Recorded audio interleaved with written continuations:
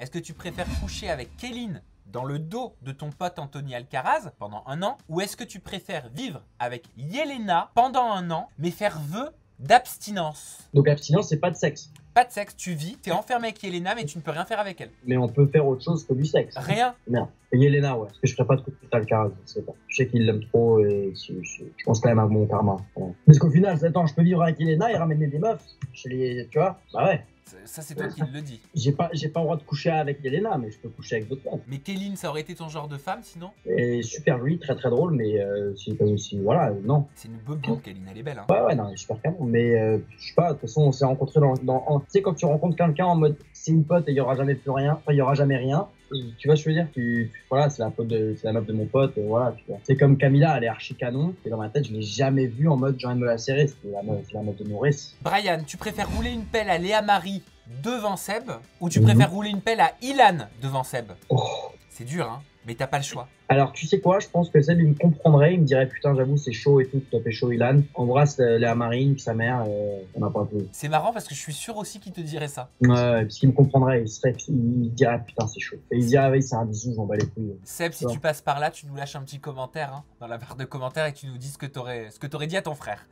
Est-ce que tu préfères te faire humilier par Toto pendant un duel de boxe, tiens, le fameux qui va avoir lieu au mois de décembre, ou est-ce que tu préfères voir Dita te quitter pour Toto?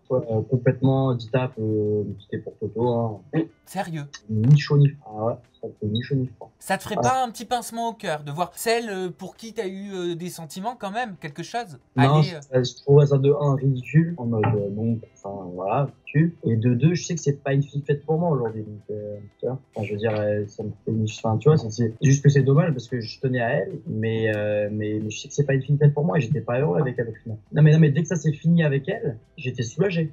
mais comment ça se fait qu'à ce point t'étais soulagé? Parce que ça allait pas, parce que je sens que j'avais la tête dans le guidon et que j'étais pas heureux, j'arrivais même plus à vraiment rigoler, à m'amuser, je sentais que j'étais plus drôle, j'étais plus moi, quoi, parce que je subissais la relation dans le sens où ça allait pas.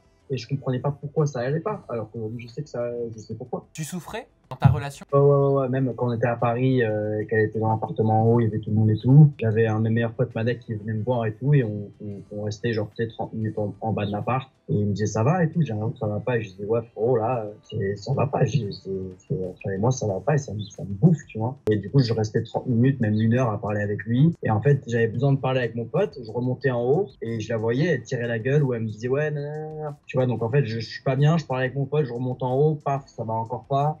Je dis pas que j'étais en tort ou que j'avais raison. Enfin tu vois, tu sais pas dans une relation, tu sais même pas, tu vois je veux dire. Parce qu'il y avait sûrement un truc que je faisais pas bien, mais c'était juste, voilà, tu vois, et c'était trop négatif. Et je pense dans une relation, quand il y a trop de négatifs qui couvrent la relation, ça foire, tu vois. Et je pense qu'au final, au fond d'elle, elle voulait pas forcément être avec un mec comme moi, parce que c'est pas ce qu'elle recherche.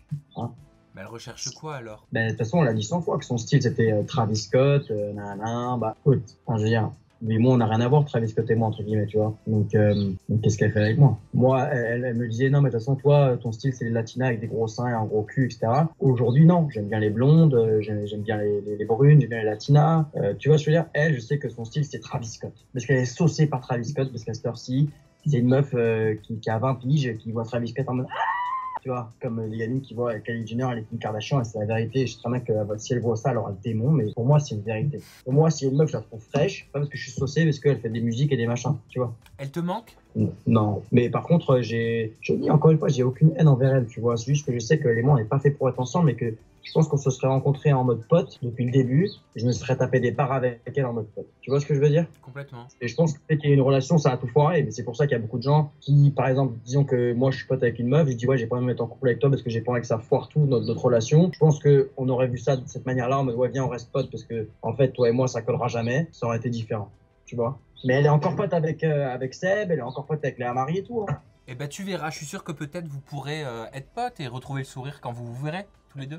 Mais tu vois là, je vois genre, je suis sur mon Insta et tout, je vais sur son Insta pour regarder, et tu sais, par hasard, je regarde dans ses following et tout, paf, je vois qu'elle m'a unfollow, je vois qu'elle a enlevé une photo de elle et moi, je sais pas quoi. Bon, écoute, si elle me disait, ouais, on est en bon terme, on est potes, tout va bien, nanana, paf. elle me unfollow, elle enlève la photo de machin, de truc. Alors après, je sais rien, si elle a trouvé un mec ou je sais pas quoi, je sais pas. Mais moi, je l'ai pas fait, je m'en bats les couilles. Tu vois, je veux dire, genre, on s'est quitté un peu en mauvais termes, même si ça allait pas. Tranquille, tu vois, on est là, il y a toujours du contact, machin. Tu connais mon frère, t'es pote avec la Marie. Donc voilà, faut faire avec, tu vois, on est dans le même milieu. Tu veux qu'on finisse sur une touche positive? Attends, j'en fais tomber mes feuilles. On finit sur une touche positive quand même, avec un dernier tu préfères? Parce que je suis 30 ans, tu vois, donc. Mais oui, mais t'as raison, et moi j'apprécie que tu parles comme ça à ma communauté et à moi-même. Allez, on va finir sur celui-là.